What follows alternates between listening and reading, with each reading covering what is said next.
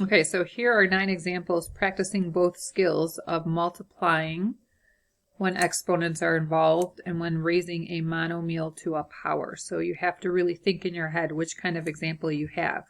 So our first example is multiplying.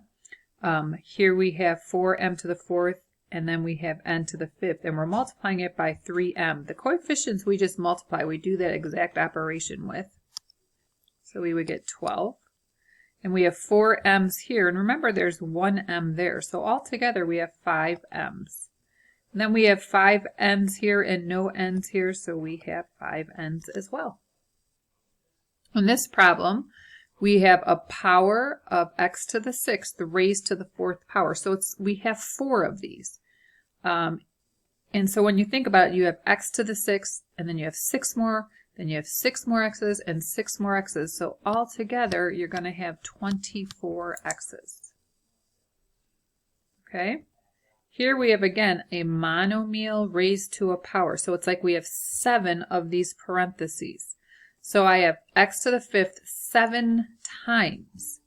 So that would make 35 of x's. Then I have a y 7 times. So I'm going to have 7 y's. This is multiplication. A -3 times a -8 would be a +24. I have 5 n's, and 1 more n would make 6. Here I have 2n to the 4th raised to the 4th. So I have this 4 times. So this is a coefficient. I need to raise it to this power on the outside of 4.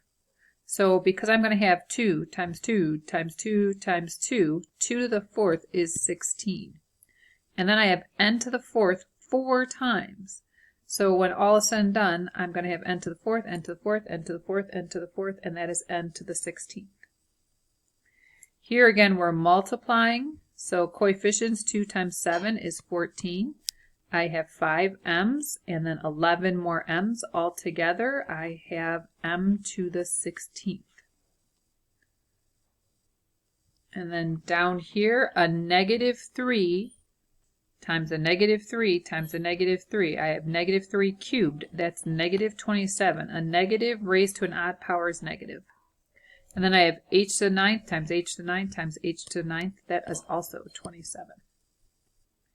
Here I have m to the 7th times m to the 8th. So I have all m's.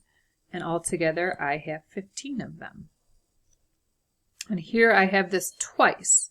So -4 is the coefficient, and when I square it, because there's a square out here, I get a +16.